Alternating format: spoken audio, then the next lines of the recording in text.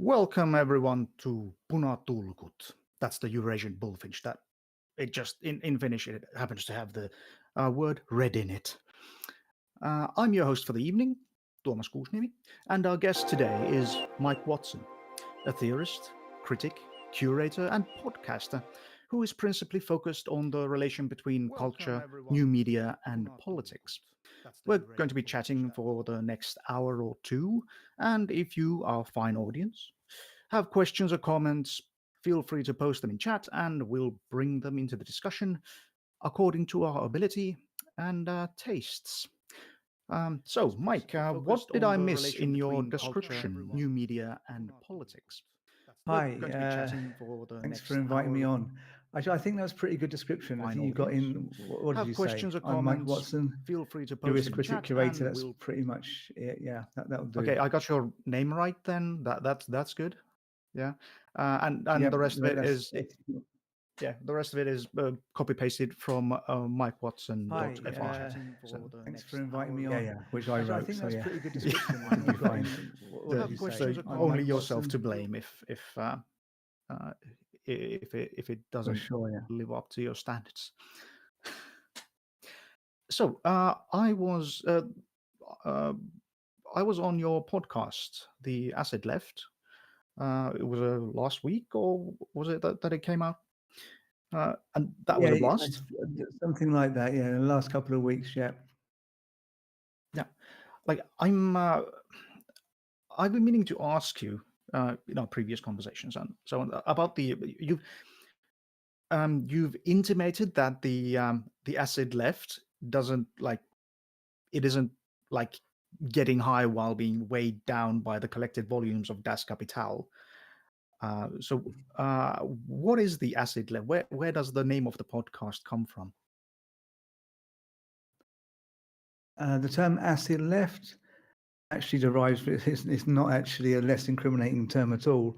It arrives from the term acid communism, and that term was devised by Mark Fisher, who you know of, should we say the late Mark Fisher, who passed away in 2017, who's famous for writing the book Capitalist Realism, among other books. And his last unfinished work was called literally Acid Communism, and we only have an introduction that has been published in the compendium K-Punk, the collected writings of Mark Fisher. And in that introduction, he suggests that basically the acid communism would be a kind of a revisiting of the collective movements of the 60s, 70s through to maybe the early 2000s. So the hippie movements, punk and rave culture. And the idea would be to kind of to foster a social class awareness through music, through gatherings, through talks.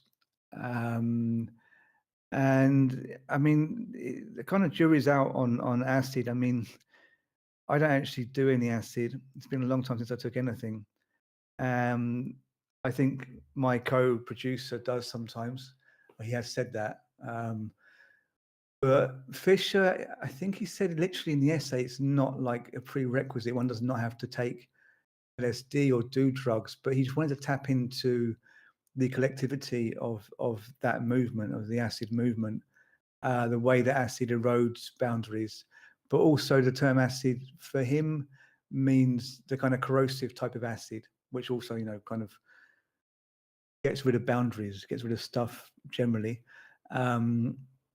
So yeah, I mean, for me, I mean, the thing is with Fisher being no longer with us, I think we have to kind of make up our own minds. And the acid left deliberately, the channel was deliberately not called Acid Communism, partly because we wouldn't want to really be claiming that we were speaking for Fisher, but also because actually I wouldn't want to have a movement with the word communism in it, simply because it kind of can be misread that, there's so many people who would come on board because it was called communist, but we'd lose so many for the same reason, that I'd rather not get kind of bogged down in whether or not I'm communist. I think we all, I think anyone on the left, kind of left of center, is aiming for this same end of, achieving a society. Literally, the quote is the Marx quote: "Run from each according to his ability to each according to his need. And I say his because that's how it's written, but we should say their, I guess, but from each according to their ability to their needs. So we run society so that those who have ability to offer something, offer that for those who need it. So we should all effectively be paving the way for everybody to develop their creative faculties as far as they can, or their talents, whatever they may be. So that's something I very much take on board. And the acid element is really, for me, to do with creativity and the importance of culture within the left. So it comes down from Fisher, but Fisher really, if you read his text, is deeply indebted to the Frankfurt School. There's no doubt, and he doesn't say it very often. But I mean, he may as well be like the fifth Beatle, but the fifth Frankfurt School member, or the seventh, or whatever it would be. So yeah, that's basically what we're about. Trying to use creativity to promote the left. Yeah. Could you open up the concept of the Frankfurt School a little bit? Because I'm rather ignorant about it myself. It's referred to a lot and quoted a lot, but it hasn't really opened up to me. It doesn't seem to be all that accessible. What's it about? Yeah, the Frankfurt School is an institute, a private institute founded in the early 1920s in Frankfurt, and it was called the Institute for Social Research. It was never called the Frankfurt School. That's kind of a colloquial term, or a term we now use to describe people who were involved in that institute or who kind of gravitated around it. So these people, the most famous of these people are Theodor Adorno, Walter Benjamin, Max Horkheimer, and Walter. Did I just say Walter Benjamin? Adorno, Yeah. Benjamin, Horkheimer, and Herbert Marcuse, who are all super famous in their own right by now.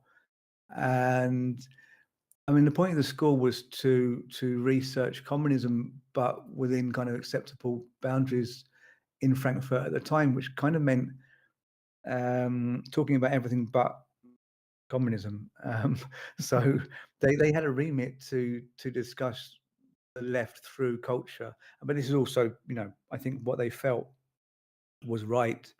So there's a kind of a theme running through that we can't radically change society by only looking at the economy. We need to also look at the arts, particularly as culture became industrialized. And then Adorno came up with this term in the 1940s, the culture industry, to describe this, the fact that culture, the one thing that may resist the kind of absolute commodification of life itself by capitalism, that also became co-opted. So magazine printing, filmmaking, radio, etc., magazine mass production, these all kind of serve to industrialize culture so that you lost like the ostensible critical distance of art. So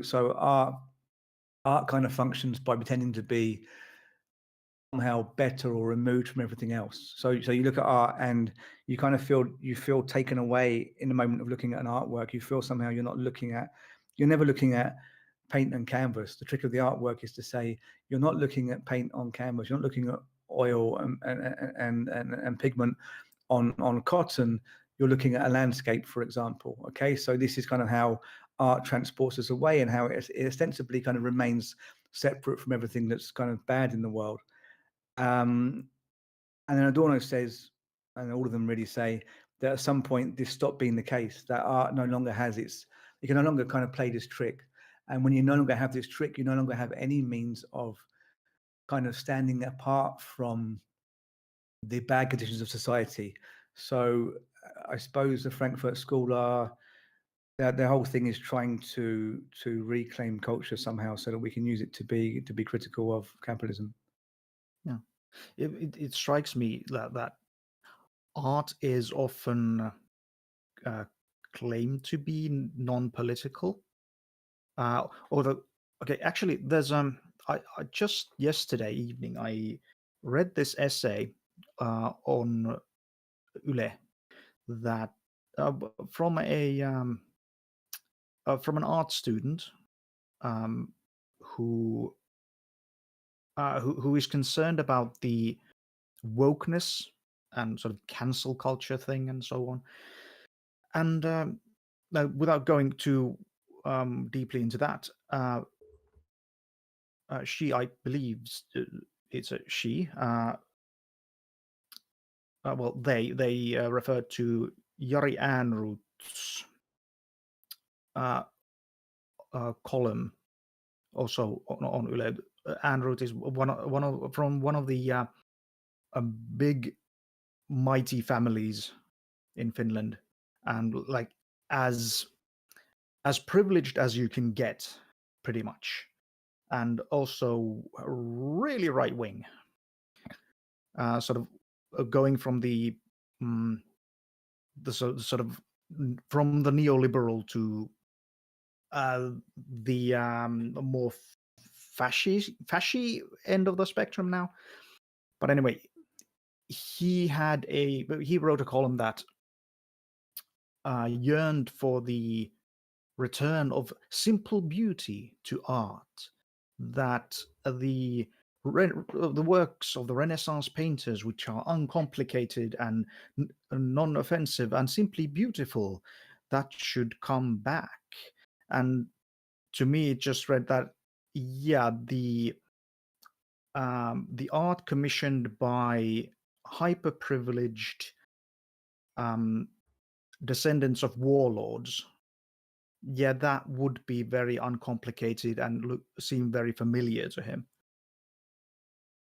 So, like, I consider it very welcome to repoliticize art, but I don't see it that much.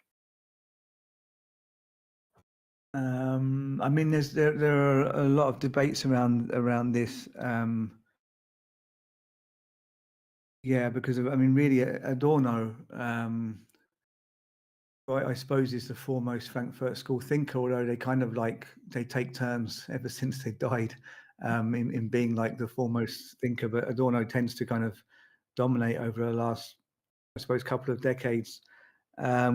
He said that the problem with political art or any art that really depicts things that actually happen is that it plays back into the fundamental mistake we make as humans, which is that we try and control and identify nature. So, as kind of humans scared of nature, we spend most of our time trying to box it in. And that's how you end up with advanced kind of political systems and capitalism, the kind of reliance on capitalism, on the numerical count, on numbers and then wages, which kind of themselves categorize people. This arises out of a general tendency to try and control. And Adorno says any artwork opposing that immediately kind of slips back into it. You kind of get drawn into that basically conflict. So he actually says what we need is more abstract art, but he really meant like Schomburg, Mahler, because he was deeply into classical music, Samuel Beckett's theatre. He wasn't talking about abstract painting, but I think we could also kind of consider that as that's the most kind of familiar form of abstraction, probably to the audience. So yeah, it's tricky because there's this idea that actually the most political art or the most effective political art would be a completely apolitical art. And I think that's really playing the long game, because I think Adorno's he's a German Jew who spent the war in exile. In fact, so did Marcuse and Horkheimer, and then Benjamin died escaping or committed suicide, trying to escape Europe.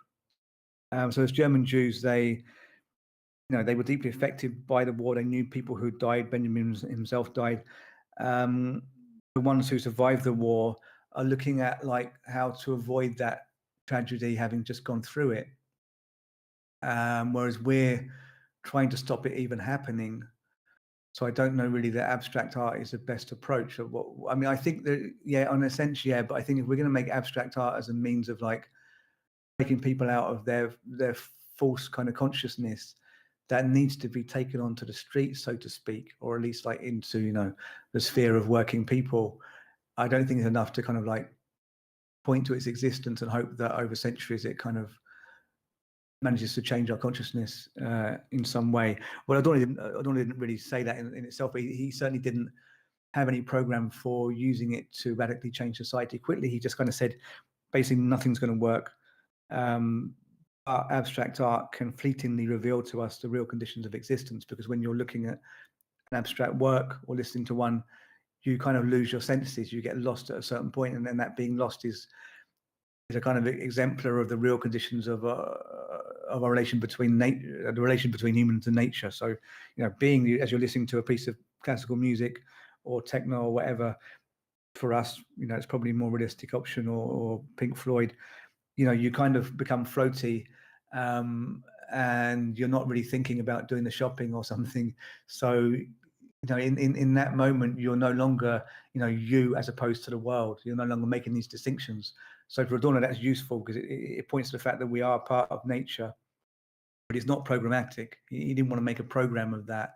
He's just saying that, this is kind of an indicator that we can exist without these, exist momentarily without these false distinctions.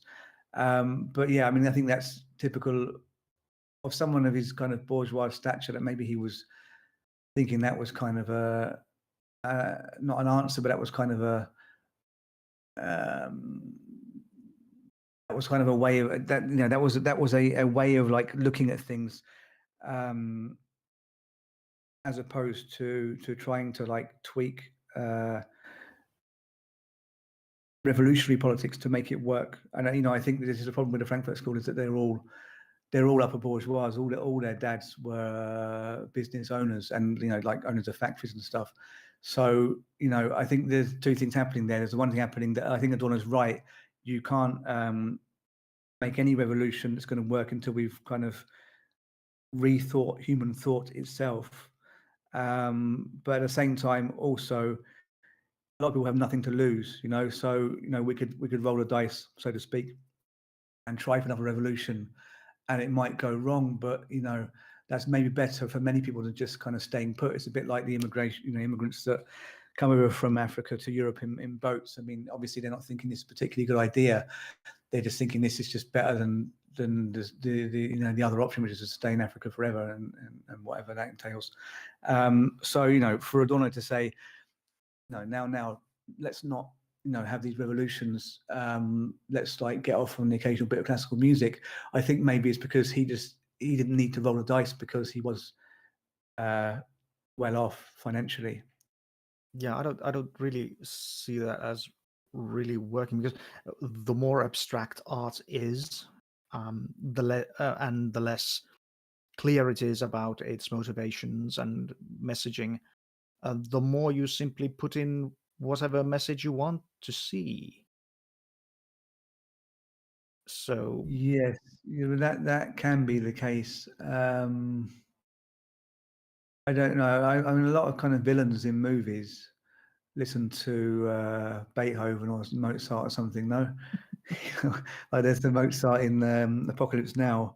But I can think, isn't there? Is it Leon or is it another film similar? You have this kind of just lunatic, psychotic who listens to really loud classical music.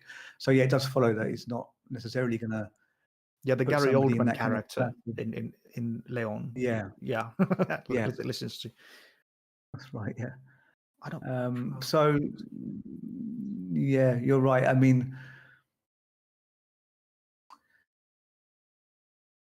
yeah, I mean, tactically, it doesn't really work. I mean, I think it only works if one is to pair that abstraction with some kind of form of didactics, teaching people how to use that, or some kind of guided, almost meditative practice, and then it can work. Just saying that works, and that works, and it just happens that kind of experience is mostly only available to upper bourgeois people. I mean, that's something that is kind of embarrassing, and I can't really defend Adorno on that. Yeah. There's a question in chat. Does Mike Watson know Gilles Daudet or Freddie Perlman? Unfortunately, no, I don't know those names. Unfortunately, I don't know how that is, because presumably there's somebody linked. Dove is a Yeah. French theorist. I know, but I don't know what they do. I haven't read anything. But they like the idea of communism. Dove's idea of communist movement,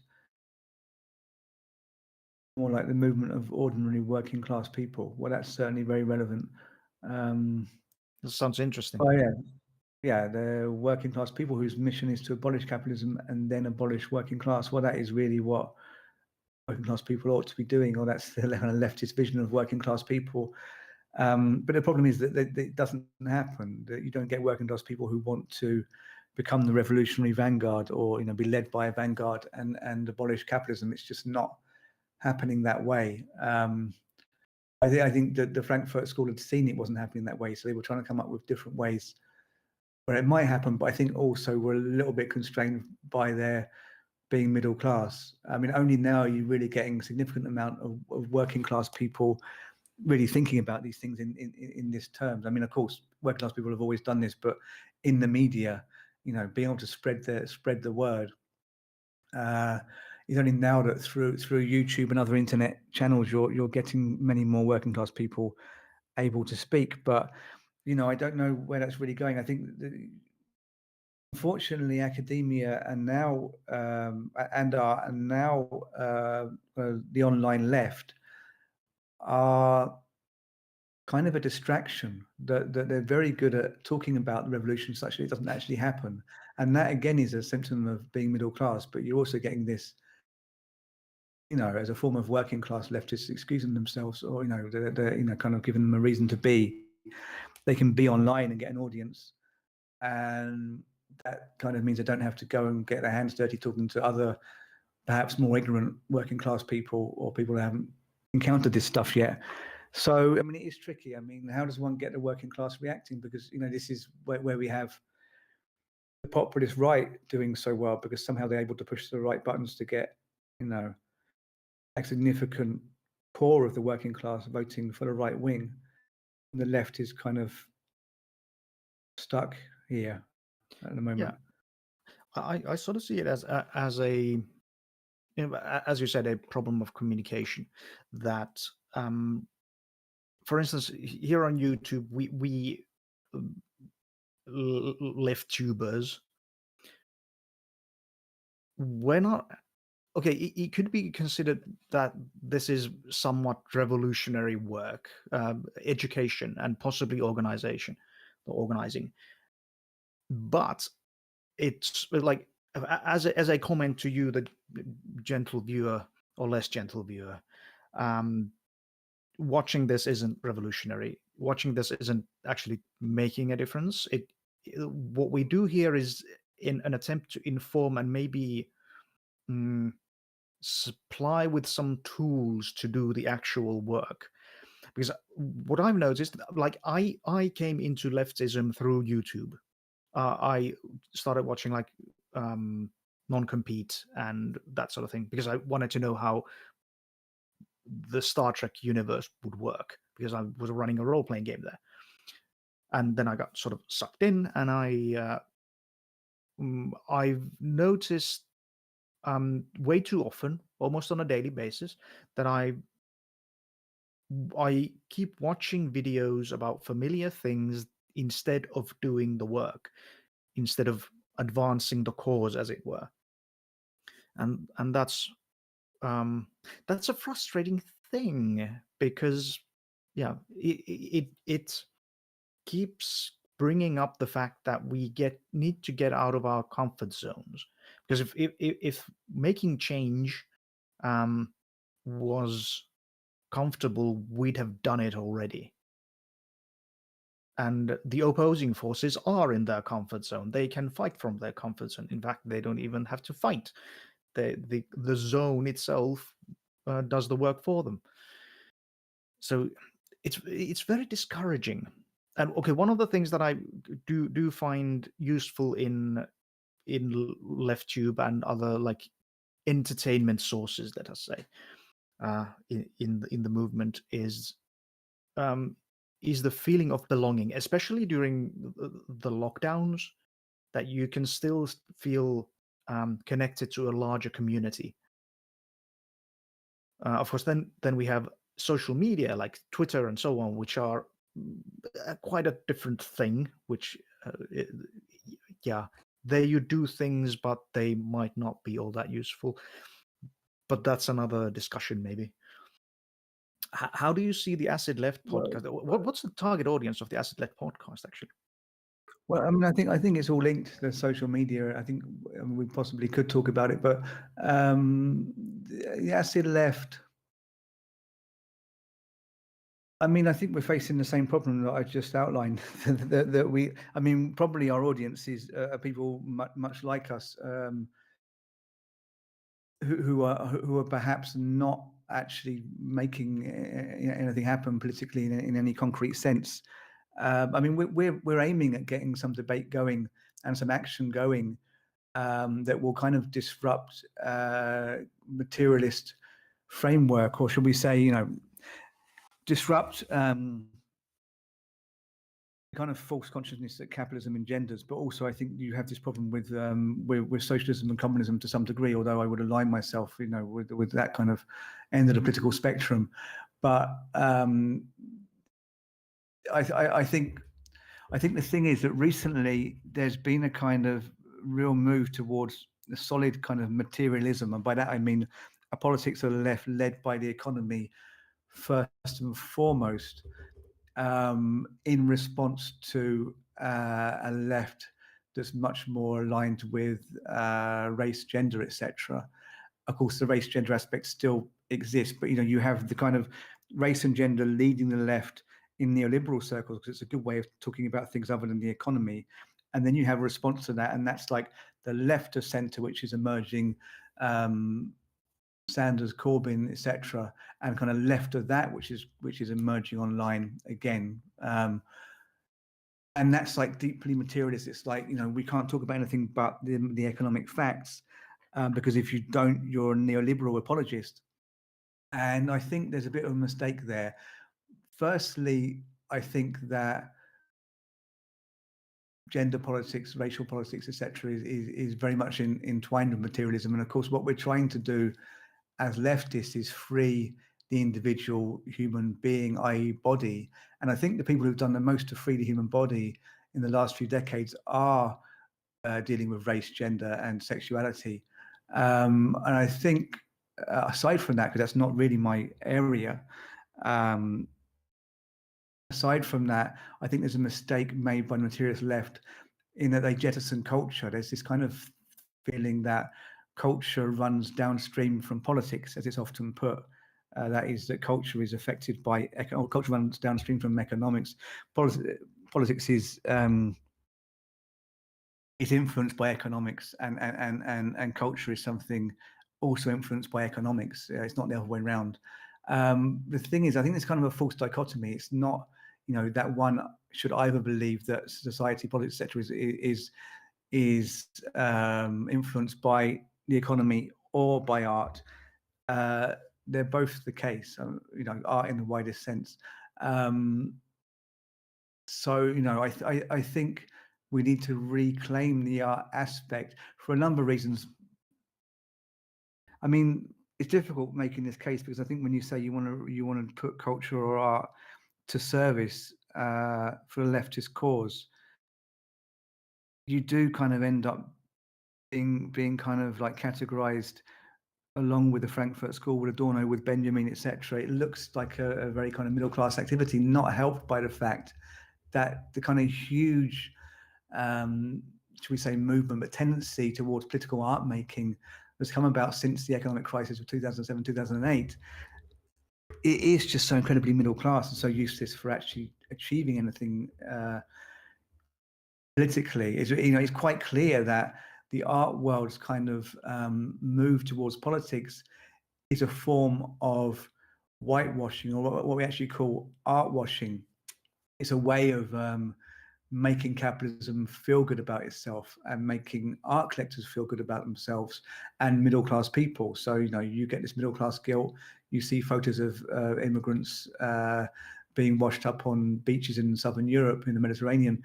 And then you go to a gallery about this, you look at pictures, and you kind of feel okay. And one of the main things you achieve in doing that is that when you're looking at these pictures, you're actually looking at these immigrant groups as if through the end of a telescope. What you've achieved is to not go anywhere near them. So I think art has this effect that it gets people. It's kind of a process whereby people kind of deal with their guilt. It gets them through their guilt, but it also does it without them having to actually deal with any of this stuff head on. So they deal with their guilt, not the actual problem. Yeah. So I mean, it's tricky to overcome that, but I would say that art is maybe one of the best ways of making a kind of pact or truce, which basically means pact again. I don't know if these words, good in the international context. Of making friends with nature, with the other, etc. I mean, if you're going to mold a piece of clay, which I think is kind of the best physical example or mental example for explaining this, you have to kind of, you can't make it do what you want it to immediately. You have to kind of go with it. And the same with carving stone. These are kind of dense materials that won't give way to you. So you kind of, at some point, you have to kind of agree with it, come to an agreement with the materials. And I think this is the same if you're even making internet memes or any kind of creative activity. Writing is similar. So I think making stuff is good in that sense because it shows you how to live. We have to coexist with nature, with the other, and that can be other people. But also, when you start making something, kind of weird stuff happens. That ideas start to arrive almost out of nowhere. So when you're writing a text, you often find the text kind of writes itself. I think this is interesting because that is it doesn't really align with a scientific reading of how life works. And I think in these very confused times, we need to kind of deal with the kind of the weird and the zany as much as with material facts. So I think that's why art is useful. I mean, the right wing are brilliant at this. They're totally weird. I mean, you look at the Capitol uprisings. I don't want to talk about in depth. We did talk about them, I think, when we spoke on the Acid Left podcast. But you look at the images arising from the Capitol uprisings, even disregarding that idiot shaman guy who wears the horns, who was, that was a really crazy image, seeing him there.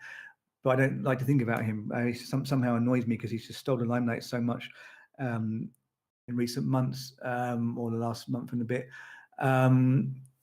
Disregarding him, just the thing of these people like almost kind of just like bursting into the Capitol and then taking selfies everywhere. And of course, it got much worse than that. But it was kind of, although selfie taking is everywhere, it was kind of jarring seeing that. It just showed how messed up things have got. The right, and the thing is that you can't underestimate how terrifying in a way that is for the collective conscious, so individually, but also as a society, how kind of disturbing images like that have been for us, and how disturbing Trump getting up on giving speeches throughout his presidency and just talking nonsense. That symbolically, this is a kind of violence, I feel. And the right wing are doing it on purpose. So, it seems like just mayhem and just very clumsy, but it is kind of weaponized clumsiness and madness. And the left hasn't really got an answer. And I think we need to have an answer to that. And that's why I think we need to involve culture, because, symbols are everything in a way. You get people saying, oh, such and such is just symbolic. Nothing is just symbolic. I mean, money is just symbolic. The Constitution of Finland is just symbolic. But, at the same time, because it's symbolic, it's everything. So we need to be using symbols more effectively. And that's, I think, why we need to reclaim culture. So it's not wishy-washy middle-class stuff at all. Yeah. And then you go onto Twitter and social media, but I would say, for similar reasons, we need to use them better. Yeah, there's a discussion in chat about capitalist realism, about uh, people not being able to uh, really notice the cage they're in. And I think this is something that art really can sort of, well, dissolve in the acid sense, that to sort of dissolve the scales from our eyes, to let us see the cage we are in, so that we can bend the bars and smash it down. Well, yeah, this is something that Fisher points to in Capitalist Realism, the book. I don't know how much it's missed, but right at the end, he says that we need to kind of appropriate mental illness. So he says throughout the book that capitalism causes depression. I think he mainly says depression, but I think at the end he actually says psychosis. And he basically says that capitalism causes mental illness, but then towards the end, or at the very end, he says that we need to kind of appropriate and use this mental illness to create new movements. And I think he's really saying we need to get creative. So yeah, I mean, there are people who say you read the whole of that book and there's no real strategy there, but I think that is really what he's pointing to, especially if you then think that his next kind of really political work, the Acid Communism book he didn't finish, basically proposes just that we kind of create a new kind of creative mass movement in the line of the hippie movement to spread kind of working class consciousness. Actually, Proletaarit, they published a translation of the privatization of stress or mental health. What was it? The Mark Fisher article. We'll link it in chat. Oh, okay. Soonish, the translation, and also the original article. But yeah, I read it, and it was very interesting stuff. Because yeah, just yesterday I had a discussion about like the nature of humanity, and about the altruism of humanity. And as I see it, that humans are altruistic species. We're gregarious. We have to have this sort of communal spirit, or we would have died out long ago. But now under the capitalist system, we are forced to harm each other just to survive, and that brings lots and lots of suffering. That think of a telemarketer. If your job is to manipulate people into overpaying for shit they don't need, and you have to do this in order to pay the bills, you are in an impossible position, and that will cause mental distress inevitably. Yeah, I mean, there's kind of an estrangement from our natural conditions as well, and that is from nature. But I mean, it's just from everything, more and more. From family, from friends, and obviously this is exacerbated by COVID. But I think COVID only really sped up a process that we were already heading towards. I don't mean that we'd always be under lockdown, but always being on Zoom, or whatever. Remote lessons, remote teaching. I think these things were coming anyway, and this kind of estranging people from other people has been a kind of long tendency of capitalism, which you saw in New Fordism, in kind of the process of breaking up workplaces. So you have a manufacturing process to build a car, and it happens over several different plants, and actually in this way you can't have mass kind of worker movements because they're all separated. This is what we're seeing kind of taken to the nth degree today with home working.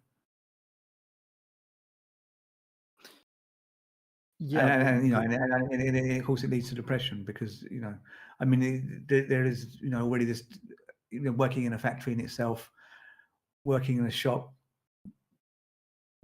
being forced to do with your body repetitive work, and not to be really sociable, is already, I think, damaging. But then, we're getting this to a degree that Fisher couldn't have seen himself, where he actually killed himself in 2017 in January.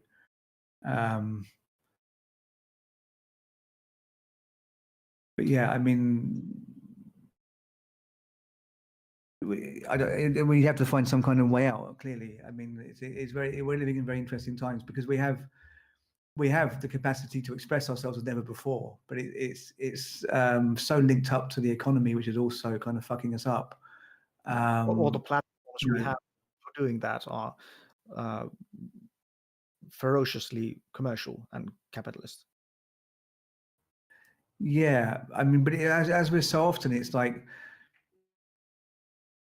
capitalism both furnishes us with the tools, to kind of make us free in the kind of like most colloquial sense of the term, and also kind of makes us unfree with those same tools. This has always been going on, and actually, Marx kind of said that we need to utilize capitalism. That capitalism kind of, it delivers unimagined freedoms, but they're kind of impeded.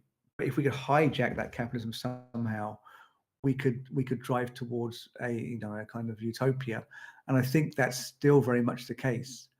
And it's very much the case with social media and the internet, that I don't really want to get rid of any of this stuff that we have today. I remember the 80s and the 90s, and they were mostly intensely boring. Although I was a lot younger anyway. In the 80s, I was between 1 and 11. So, I mean, it's not really, I can't really compare with my adult life. But, I mean, this stuff is all intensely useful. And I think we should use it, but we need to radically kind of change our relationship to this stuff. Yeah, I've been very intrigued by the use of memes in media, especially for the left, for political purposes, let us say, because they seem to be the sort of almost universal touchstone or something of a artistic backdrop that through their absurdity and juxtaposition of different elements, they trigger thoughts and ideas and discussions in a way that very few art forms have been able to, especially at the same density, or rather intensity, because a meme is a picture. That's all. A single JPEG is all you need, and then you can trigger all sorts of stuff. But I found that okay, I've never made a meme in my life, so I really can't say to the difficulty of doing it. But as a consumer, I found that the right wing, it's very easy for the right wing to meme because they don't have to be right and they don't have to be honest. We have to be right. We have very high standards, and we need to be honest. And also because leftist memes start from a position of weakness, really, that are trying to go against the very core ideas of our culture and upbringing and so on. And that's a very uphill battle, and every leftist meme is under threat of being co-opted by the mainstream culture, by the establishment, as it were. So, as a maker of memes, how do you find this situation? Yeah, I mean, there's definitely a problem.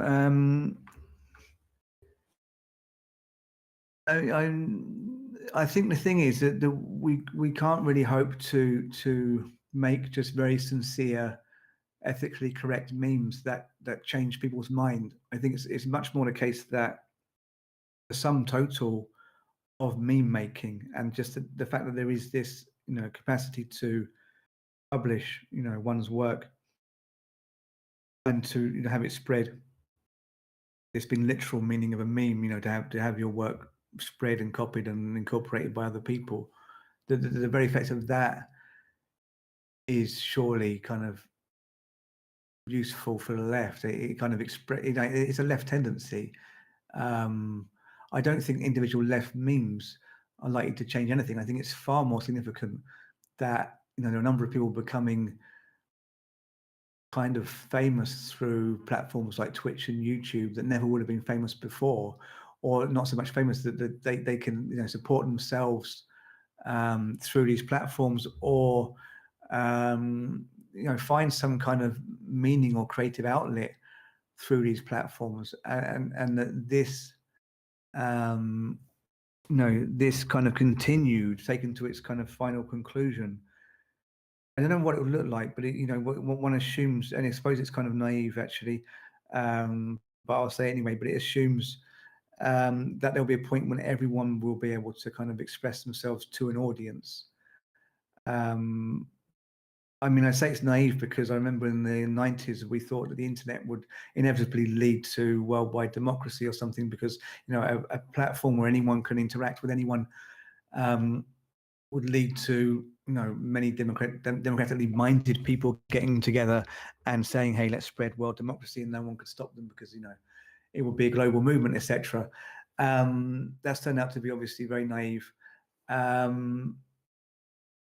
I still think today, there's this kind of, you feel that the end game would be everyone having podcasts with audiences of 50 people. Of course, it's silly because obviously a lot of people don't want to have podcasts, but and it's silly. It's funny, the idea is like, really what you would end up with is everyone in the world having a podcast, 8 billion podcasts, but nobody watching any of them. But I think in a way that is a utopia. But of course, you end up if you get what you hope for, then it all goes wrong, which is anyway the situation we're in with looking at memes and saying we wanted all the time everyone to be able to express themselves. The kind of, if you read now the mission statement of a state museum or the cultural policy of a government anywhere in the West, it's always like culture for all. We will open the museums for all so far as possible. Finland's a bit disturbing in that regard because you have to pay something like 20 euros to get in the major museums in Helsinki. And it's like, who is doing that? Who's on benefits? But certainly in the UK, where you get free entry to most museums, and other places where entry is heavily subsidized, there's this feeling, it's the outcome of this policy making coming down from avant-garde art, of art should be for everyone. And the internet is the real embodiment of that. That doesn't really ever work in museums. Even when you have free entry, you just have middle-class people going 5 times to the same show. You don't have the working class being convinced, because they would still have to get to the museum, be able to afford lunch, have to actually want to see art in the first place, etc., etc. So this thing kind of falls on its arse in the art world. But we do have expression for everyone, art for everyone on the internet, and then you get these memes, cat memes, selfies, and then right-wing memes, left-wing memes, but that have pictures of Stalin in them and stuff. And we go, how did this happen? But it is what we asked for. We asked for a situation in which anyone can make anything and get it published and seen. And now they are, and they're just not making what we wanted them to. So, that's tricky. But at the same time, I think there's reason to be optimistic. I think if teenager goes on Twitch and gets an audience, then that's got to be good for their self-esteem to some degree. It's an improvement from when we only had Madonna and Michael Jackson, and a few boy bands and girl bands. And you look how Madonna look. You see how Madonna looks now. She's looks just so pissed off. and it kind of shows you, that we've done the right thing. That things are moving in the right direction, because you have far fewer huge celebrities and far more people getting a slice of that kind of cake, so to speak. And I think that that's where the internet, that has its left-wing capacity.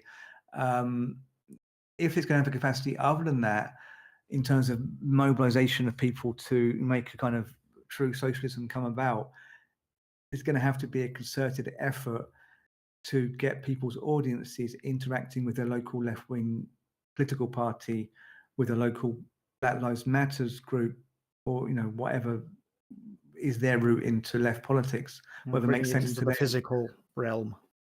Yeah, and there is every reason to think that's possible, but no one's really doing it. No one's really saying, you need to get out there. Don't just watch me. Also go and join your local Vasamisto group or whatever. People, I mean, maybe you're saying that, maybe people in Finland are saying that, but from what I'm seeing on the left internet in America, the UK, people are like very happy to get their audiences, but there's not much kind of thing of let's go and talk to the really actually poor people. Yeah, which is disappointing. I think it's a problem. But memes themselves, like as in these individual images, JPEGs and GIFs and things, I think as part of the sum whole of the internet, they can be kind of disorientating, and that can be a good thing. I think you have to take the sum whole of the internet, the many memes you see in one day, and the way that can kind of jolt you from complacency. We're not really left alone much anymore with our thoughts, and that is negative, but also can maybe be positive. So that can kind of stir things up, but then within that, we still need to be sending out the messages like, go and meet people, talk about politics with them, join your local whatever, do something. Yeah. Yeah. An interesting discussion that will continue after taking a short break, I think. We'll take about 5 minutes and we'll be back at 7 sharp at the earliest. So if you need to get away from the computer for a while or whatever device you're using and do what needs to be done, know that we will not be back live until 7 sharp at the earliest. See you then. Punatulkusta mallia ottakaa. Hänen linnun ratansa tila on vakaa. On siellä joutsen ja lohikäärme ja iso karhukin makaa.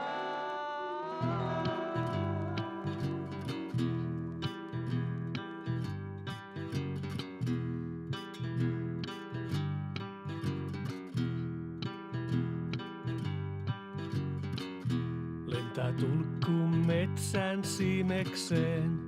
Huomaa naavan vähentyneen, lentokurre harvoin näyttäytyy, se oudosti käyttäytyy. Tikka toukka muonaa tarjoaa, tulkku tarjoustansa arvostaa, mutta ruokapaikat vähentyy kuin lopun eläkyy. Ei ole metsä pelkkiä puita, joita pinoon raivataan. Ei syytä sorsia muita, kun me samaa kaivataan. Ei aavikolla soittele suuta, sinnikäimmät siepotkaa.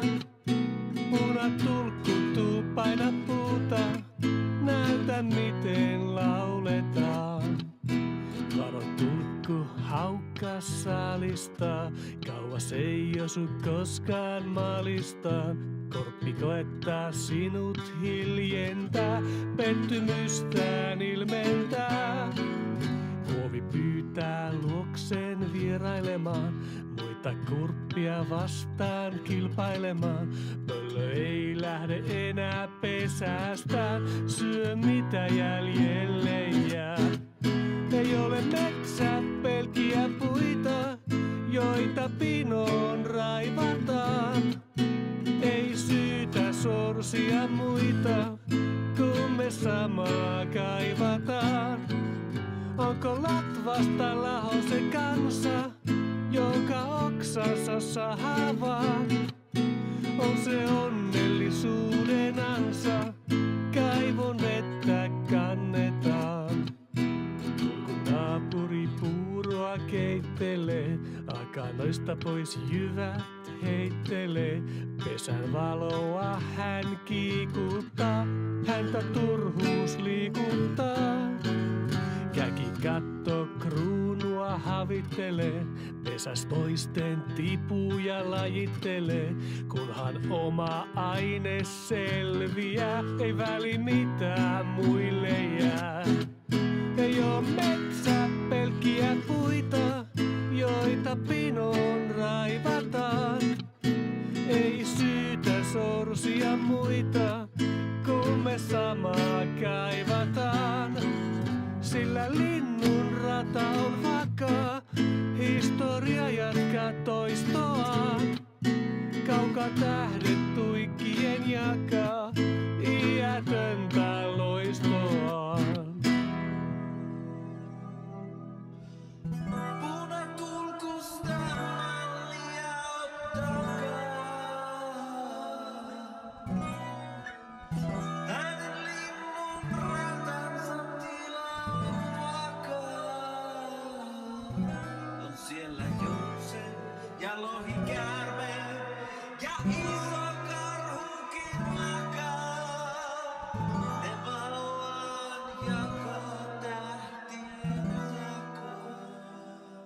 Ja jos mielenne maassa mataa, punatulkusta mallia ottakaa.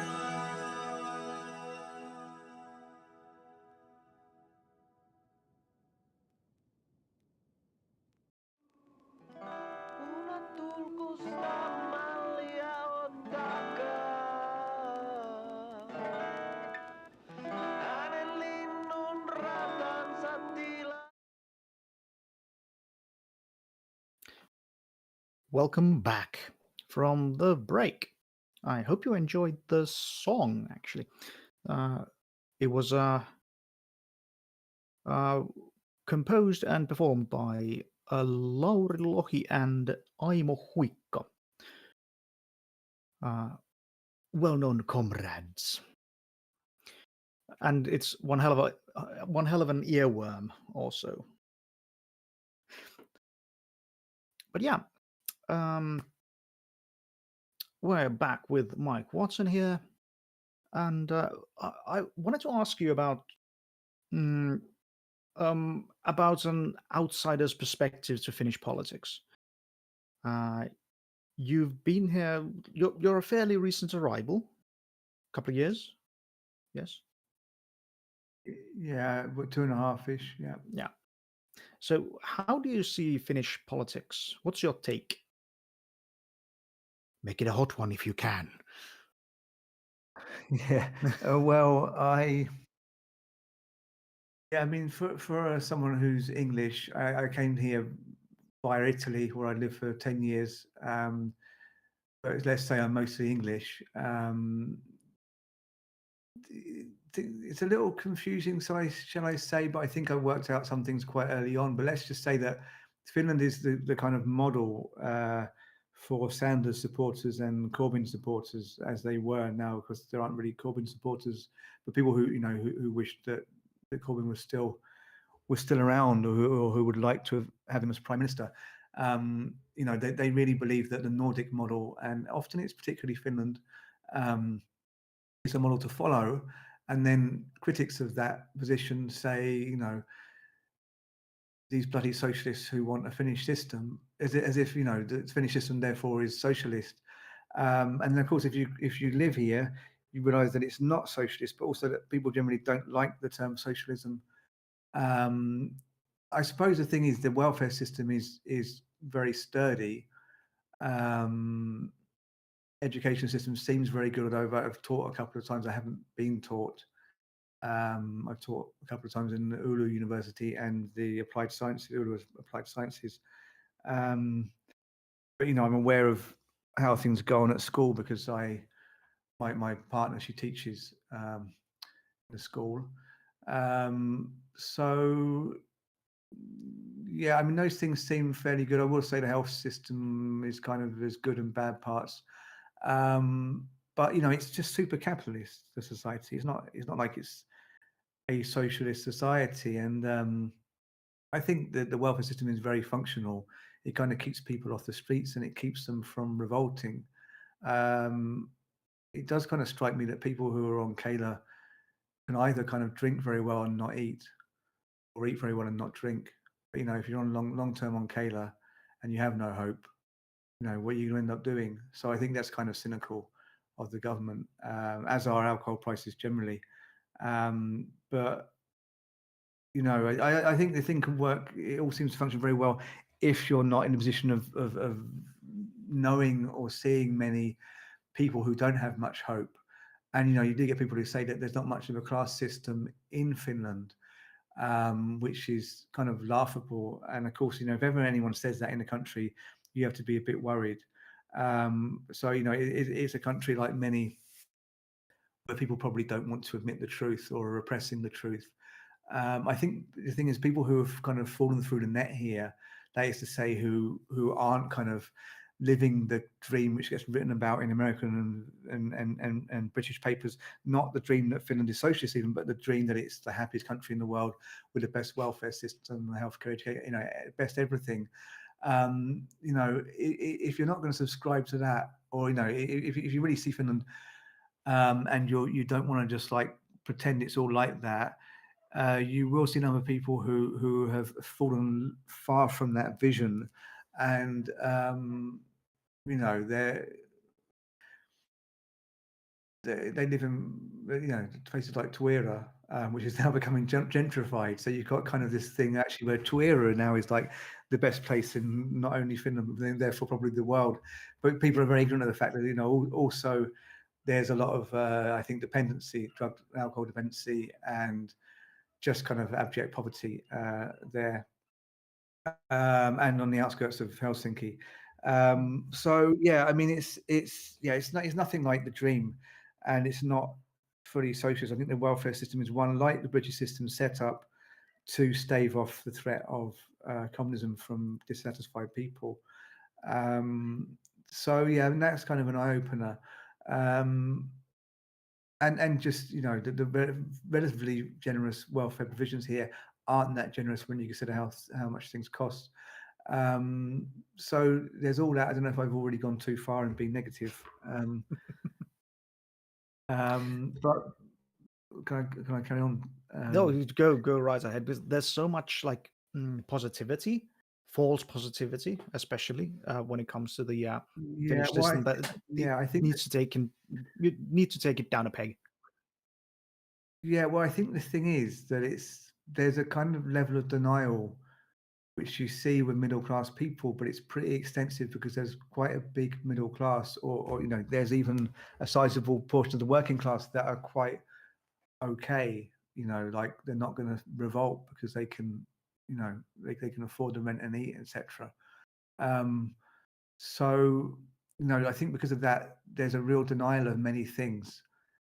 And a real willingness, it's a bit like the criticism I had of the Frankfurt School earlier, to maintain the status quo. There's a willingness to maintain the status quo and a great ignorance of what it is to not be Finnish and middle class.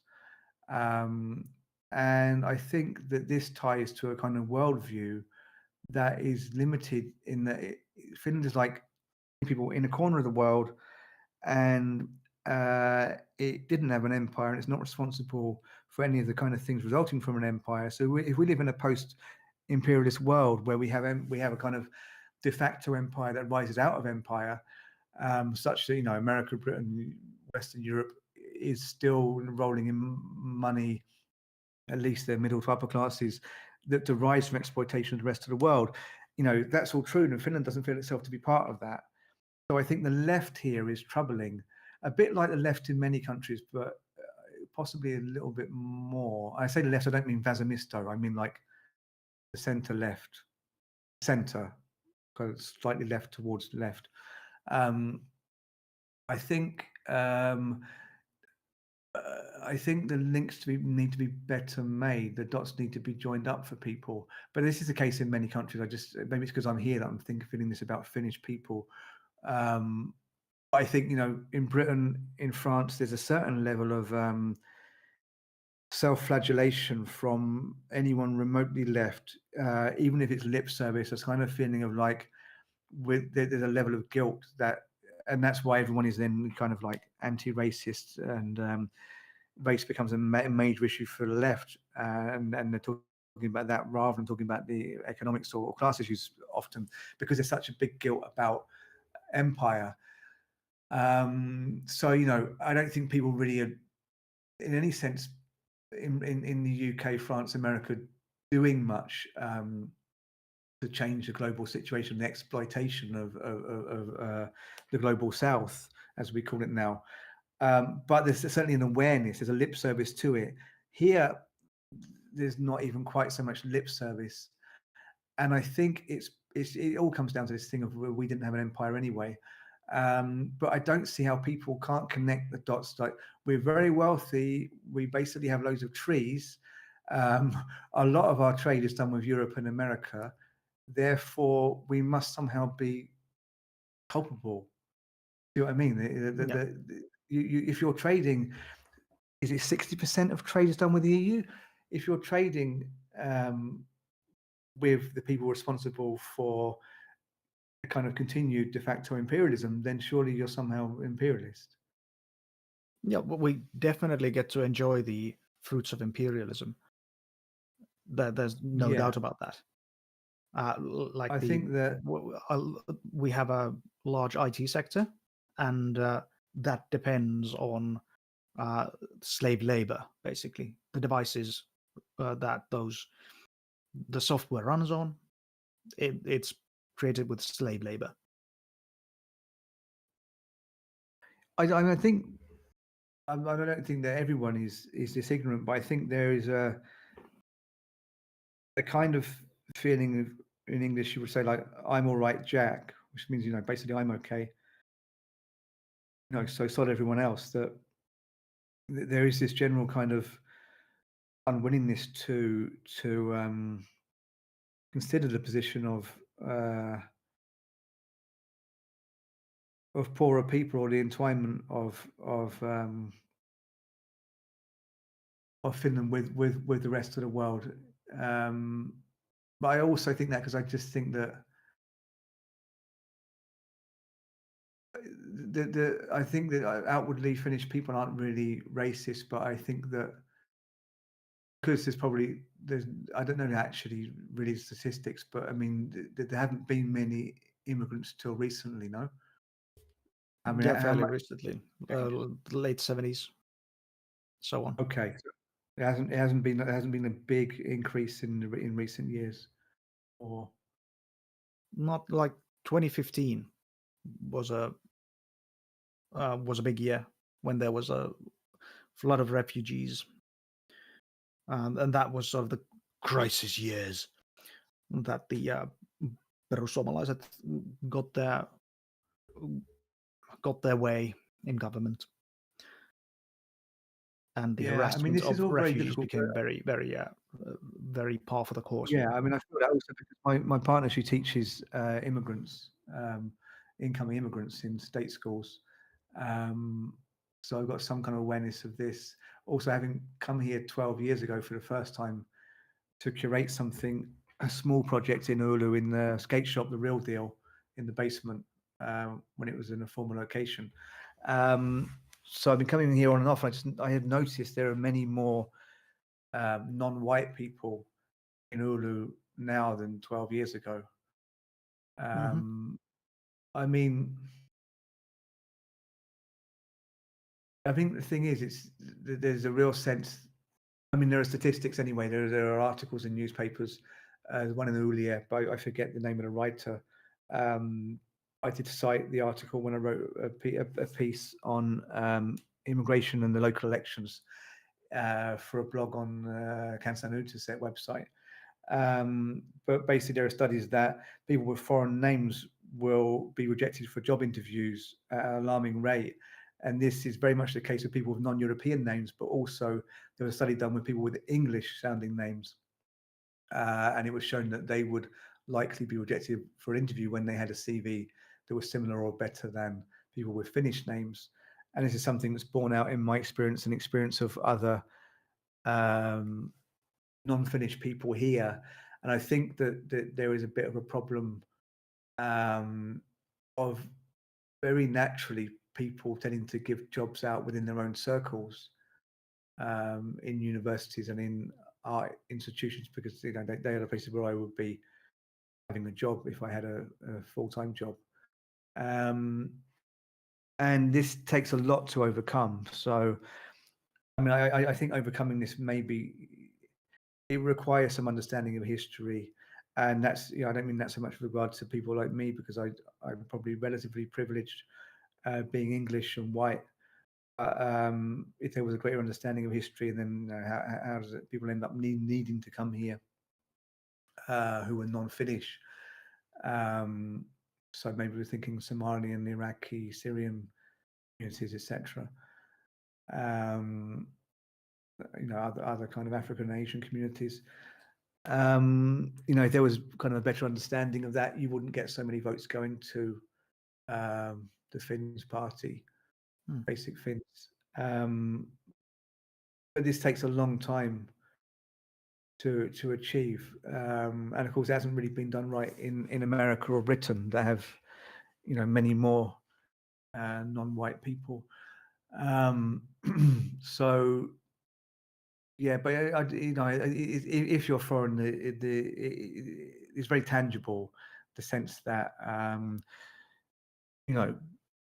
people will exclude you from opportunities, and that's something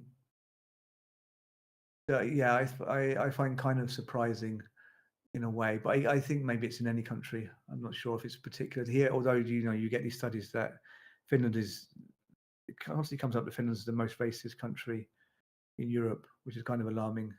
I wouldn't be surprised, really. I'm not sure about the statistics, but it sort of makes sense. As I see it, there's a very sort of libertarian, rugged individualist bent in our culture, a form of machismo that ties into our like national virtue of sisu, of perseverance and tenacity, and that is, even though we have wonderful concepts like talko and all sorts of mutual aid things in our language, this sort of rugged individualism implies that anything is possible if you have the will to do it. So if you fail, or if you're unsuccessful, then either you are a bad person, you haven't done enough, or you got cheated. And that ties into the immigration issue, that during the 80s, 90s, the economy went bad, and the reaction of the government, bourgeois government, was to make things worse. And from then on in, it's been austerity after austerity measure. And then where you end up is that working class people have this experience of things getting worse and worse and worse, starting at around the same time that these people of color showed up. And then the entire media is of the opinion that capitalism is good and right and the best system there is, so it can't be a systemic issue, then the rugged individualist default position is that, yeah, then it's either unfair competition or personal failure. None of these two options are very good for one's self-esteem. So then it gets turned into xenophobia and hatred toward, well, other victims, basically. Because at the end of the day, the immigrants, people of color, especially refugees, they have zero power over their situation. That they can't even decide if they'll get to stay in the country or not. So they can't really change it. So why hate on them? But the setup is such that this concept of power has been completely sidelined, and then our sort of national culture and national mentality does the rest. Yeah. I mean, it all seems to make sense. I think, you know, this thing of scapegoating foreigners is just a classic right-wing populist tactic. So I don't know how much that is really cultural. I mean, I suppose it might meet up with cultural factors as well, the ones you're describing. But It is yeah, the certainly, sort of route of least resistance to go toward this individualist bent when the media and the culture at large emphasizes it anyway. So I can see the point. And also, I want to point out one of my pet peeves, that the supporters of the basic Finns are being labeled as stupid. Not stupid. If they're like, racism doesn't necessarily mean stupidity. In this case, I think it simply implies a lack of information that's been actively denied. yeah. Well, I think this is where we need to kind of join up the dots and make people aware of how things intersect globally. You know, because if Finland has no responsibility for empire historically, why would it be taking these people in? If it has no kind of links to various conflicts which have caused displacements of people, why should it be taking people in? You know, not that many people are probably thinking. I don't know if people are thinking literally that, making that link and saying, you know, well, how is it our responsibility? It's surely the responsibility of Britain and France, etc., for historical reasons. I don't know if that's the thought process, but at least if they understood the level to which, you know, these things link up and understood history, and that Finland doesn't kind of stand outside history or geography, then I think people might be more willing to have other people come in. But then also there's an aging population. It's just things can't work here without immigrants coming in. That should be a fairly straightforward argument, you know, but Yeah, people seem resistant. there's a lot of like bullshit about Western civilization and that sort of thing, or the manufactured conflicts that exist. They weigh us down. Like I see the when Finland takes in refugees, it is altruism in the sense that we don't see our culpability in the in what's going on in empire, in the colonial oppression that occurs and that produces these refugees. So yeah, it's sort of it's sort of altruism due to ignorance, that we have more than enough cause, if you look at the actual facts, to take in refugees as a very poor compensation for our participation in this. But yeah, we don't really have that framework in our mind, but we do it anyway. So yeah, Yeah, it's I nice, suppose I there is, guess. but I think, yeah, maybe there is some kind of trade-off at some level, sorry, by the neoliberal establishment that, okay, we'll take in a certain portion of refugees, which is kind of our responsibility as a wealthy Western nation. Yeah, maybe just some. I think on the part of the establishment there may be some awareness of this, but then this is the thing that no country does. I suppose the establishment in any Western country is doing this and then not telling the public that, hey, this is actually what we're doing. We're taking a certain amount of these. As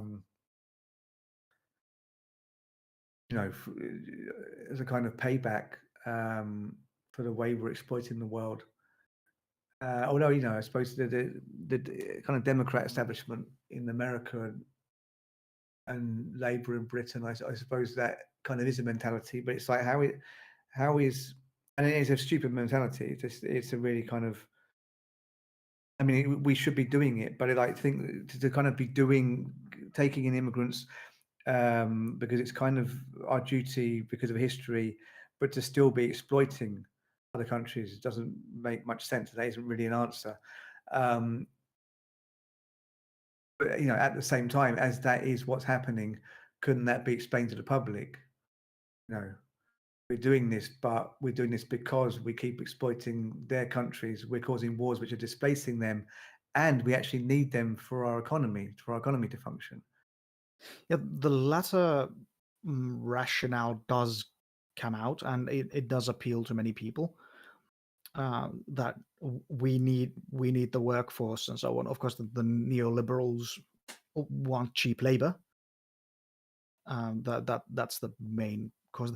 But there's this really perverse idea here that of taking in immigrants as taxpayers, just as there was talk a few years ago about really procreating. Push out those children, ladies. Sort of attitude that, and even then in that discourse, it was all about taxpayers, that we need taxpayers, and that's the reason to procreate, as opposed to like looking at the system, that the system is really fucked up when procreation becomes an industry necessary for the state. Yeah, that does sound kind of overly practical. But yeah, this is maybe an issue, though. This is maybe the Finnish mentality is just super practical. Yeah. Yeah, and practical to the extent that it's no longer pragmatic. That it can sort of get stuck in the practical fiddly bits, so that you always end up trying to fix the symptoms instead of the actual problem that causes the symptoms. If you get my meaning. Yeah, exactly. Yeah, for sure. Which is the idea of the welfare state, that you are, or at least the social democratic welfare state, that you try to fix the worst symptoms of the disease of capitalism, instead of even acknowledging the existence of the disease. For sure, yeah. This I suppose is capitalist realism. It's like the last thing one would do is rethink capitalism or get rid of it. You just keep tweaking things at different levels. It's like Bill Gates speaking about what was he exactly doing? Like sending something up in the air to cool down the block out the temperature. sun, or yeah, yeah, that's been tossed about. Like, haven't they seen The Matrix? That like this is as like the like the height of this practical thinking. That yeah, let's do the James Bond supervillain thing, or in fact, like Marvel Comics supervillain thing, just so we don't have to actually look ourselves in the mirror, or rather look at society and the problems we have. Instead, let's block out the fucking sun. Yeah. I mean, in a way, it's like I can't see what else they can do but try these things. But it's almost like, well, I mean, it's inevitable that trying these kind of processes will make them think, well, we don't need to change anything, about the way we conduct the economy. And they're not going to try to manipulate the weather system and also try and kind of fix the worst excesses of capitalism. It'll be like just carry on as we are and fix the weather system at the same time.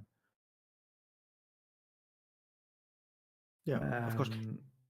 Capitalism has produced the solution in the form of Elon Musk's slave colony on Mars. Yeah. That's all deeply disturbing. We'll see where that goes. There's a lot of work to be done in this thing, and I'm actually very interested to see if we could harness the meme and art to really bring about something, some sort of class consciousness of understanding of the systemic realities that we live with. Well, I mean, I think again, like it's not so much what an individual meme does. It's more about memes taken collectively. And my kind of idea is, in my last book, was that memes taken collectively create a kind of level of abstraction, which is akin to the abstraction that Adorno sought in the artwork. So the kind of disorientating effect of all memes, of all the kind of input we see daily, can kind of shock us from our complacency, maybe make us rethink things, which isn't exactly what Adorno said, but it's kind of along those lines. And then also, I think the thing about memes is that they represent a kind of constant cultural production that happens even kind of in spite of the hopelessness of society. So there is no hope, but let's keep making stuff anyway. And that is precisely Adorno. Adorno is famous for saying there can be no poetry after Auschwitz, and people often isolate that sentence. But he actually said in the same essay, well, he said it in at least two essays, but in the essay of 1961 called On Commitment, he said that, and later in the essay said, we have to continue making art so that we don't surrender to cynicism. So it starts off, there can be no art after Auschwitz, no poetry after Auschwitz, but then we have to make it anyway. And in a way, that's what people are doing today. They just keep producing, even though they know it to be senseless. And a lot of the production really speaks to that senselessness. The cynicism of a lot of memes, the doomer figure in memes. I don't know if you know the doomer figure. That kind of speaks of our cynicism, but the willingness to kind of carry on representing our lives, and in representing, I suppose you kind of try and rethink it, rethink your life or society. So yeah, I mean, there's something interesting going on. But now I'm thinking about Walter Benjamin. I have this other book coming out in September, which is about Mark Fisher and the Frankfurt School. It's mostly the Frankfurt School, but it brings in Mark Fisher because he's become just huge in recent, months and years. But obviously, since he died, he became just much bigger as a figure. So he was like a big figure of kind of academic left or theoretical left in the UK. Wasn't really known in America that well. Then died and then suddenly blown up. But a lot of the way his theory is circulating is kind of seen on his own terms. So he's become a meme. There's actually a meme of him now, like Wojak style, as in Doomer style cartoon meme. And there's a lot of output on forums like Mark Fisher memes for hauntological teens on Facebook, and there are a number of pages on Insta dedicated to Mark Fisher, and it's just funny because obviously meming feeds right back into data capitalism. So you make your meme and it makes people click, and the clicks lead to data, and that makes money for the capitalist, the social media giants, and for Google. And so it takes someone who was saying we can't get out of outside capitalism. Counter capitalism is co-opted, as he said, in various ways in capitalist realism, memorably in relation to Nirvana and Kurt Cobain. And then he himself has been co-opted now in the meme form. So the book talks about that, because really his kind of talk about co-optation of culture comes from the Frankfurt School. So I talk about what I call the meming of Mark Fisher, which is the main title of the book. Subtitle is How the Frankfurt School Foresaw Mark Fisher. No, How the Frankfurt School Foresaw Capitalist Realism and What to Do About It. So in that book, I go a lot more into Benjamin. I talk about Adorno, Benjamin, and Marcuse at the end. In relation to Benjamin, I'm interested in the constellation. So Benjamin liked to kind of wander around the arcades of Paris when he was there, hiding from Nazi Germany before he tried to escape through the Spanish border in 1940. He was in Paris, like wandering the arcades for about the best part of 10 years, working on a book which in English is called The Arcades Project. He would wander the shopping arcades, the kind of ornate 18th century constructed arcades. I think it must be 19th century. No, yeah, sorry, 19th century arcades, which used to have like lots of little shops selling, capitalist trash of the time.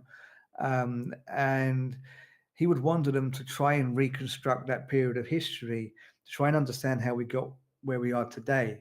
So he was doing kind of like history by wandering Paris, often stoned. And it was his kind of method, because he thought that in doing that, you could take kind of bits of history represented in objects, in capitalist objects, in commodities, and you could like draw constellations of them, and therefore in doing that you could somehow kind of create an archaeology of capitalism and then try and rethink it. So what I say in the book is that's kind of what we're doing on the internet. We're kind of wandering the arcades of our time, digital arcades, and by doing that we're kind of getting a pretty good map of capitalism that we can kind of look at, and we can trace how we got where we are today. And actually, that's maybe what we're doing a lot of the time without really realizing it. And that's maybe how all this meme stuff is useful, how the total kind of output of the internet is useful, that it can serve as a pretty good map of capitalism. And if we can kind of take bits of it, we can kind of maybe put it back together in a different format. Yeah, yeah.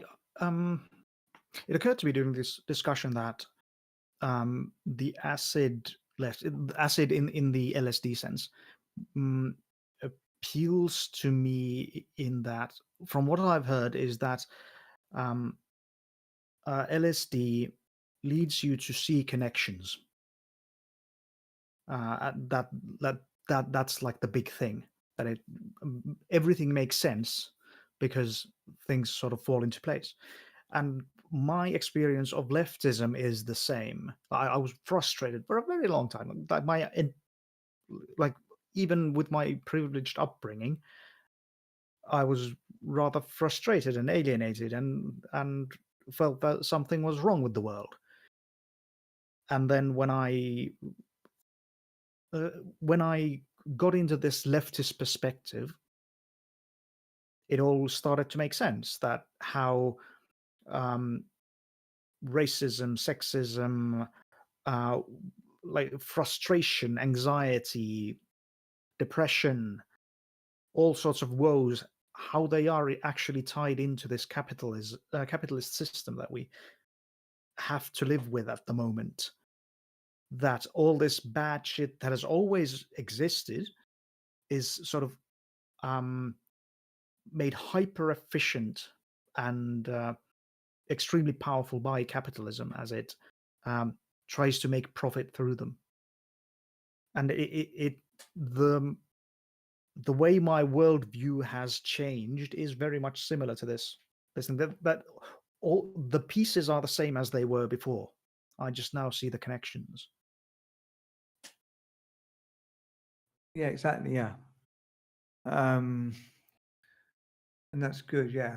I think there are people, interacting with contemporary culture and getting, many different influences from different places, and they are kind of piecing it together. I mean, this is kind of how people get into leftism. I mean, or how one creates their worldview in their teens to early adulthood. I mean, you're kind of hungry for information, and you try and put it all together, and you're grasping at bits, and you're probably not understanding much of it, but you kind of, the knowledge kind of develops by taking the different pieces and kind of constructing something of them, um, constructing an understanding out of them. And I think in that sense, the internet is very useful. So I think, there's a generation that are getting something from, left output on Instagram and YouTube, etc. So yeah, I mean, it makes the left internet useful. But I'm again convinced that it's more about the whole, or taking pieces from the whole, than about individual memes. I think that's kind of, people make a mistake and they go, well, how's this meme going to change anything? Well, of course, no meme's going to change anything. You need to kind of put things together, but memes are pretty good carriers of information. So if somebody sees a Mark Fisher quote, maybe in a meme that's completely inadequate to his theory as a whole, a fragment of a quote, or just a cartoon of Mark Fisher doing something just ridiculous, in the sense that it doesn't relate to him or his theory. You still, you're gonna look at it and think Mark Fisher. Okay, so that's a start, that's a trigger, and then people start to piece stuff together from there. I mean, there's clearly a lot of kids looking at memes in Mark Fisher forums who haven't read a Mark Fisher book, and God knows, I mean, they're fairly thin. I mean, capitalist realism is under 100 pages, I think. But that's how one starts out. I mean, we're not going to blame them for not having finished capitalist realism. That they get their entry through this. So yeah, I think there's some kind of hope there. Yeah, like art, like all human development, is cumulative.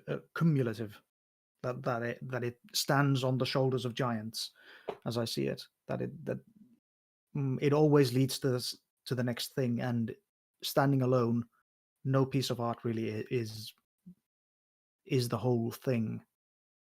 If you catch my drift. Yeah, for sure. Yeah. Well, I suppose that's the case. Well, I suppose that.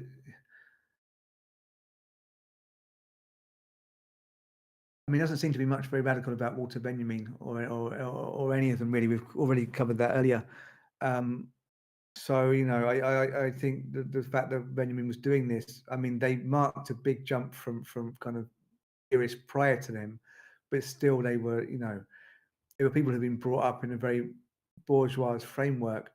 The fact that Benjamin proposed this, that means it's not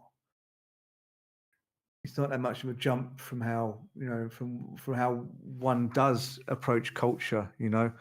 But he just kind of explains that that's what's happening. That that one goes around, picks up different influences, and then when you're doing that, what you're putting together is kind of the accumulation of capitalist history. I suppose his innovation is to then say let's try and read that as such. Let's try and if what we're assembling in our mind from all these different cultural fragments is the history that led to late capitalism, then let's try and backwards engineer it or reverse engineer it so that we can come up with something else. And I don't think we've never been better positioned than today to do that with the internet. Yeah, absolutely. It offers us avenues of approach that, depending on our backgrounds, different approaches will appeal to us. Like critical theory is something that will appeal to artsy academics, and there's the labor movement, which will appeal to blue collar workers or so on. And then there's the sort of the political gamer streamer crowd that appeals to us geeks, and so on. And I find it very valuable that there are many different approaches toward a moneyless, stateless, classless society. Indeed, yeah. I mean, let's hope we get there one day. But yeah. Yeah, I don't expect to ever see it during my lifetime. But if I don't fight for it during my lifetime, well, it was badly spent. Yeah, I mean, exactly. But then that is really what one is doing by engaging with critical theory or with online left or making art, left-wing art, or what have you. That you're kind of carving out a space from within the capitalist whole to exist within. And I think that requires actually some kind of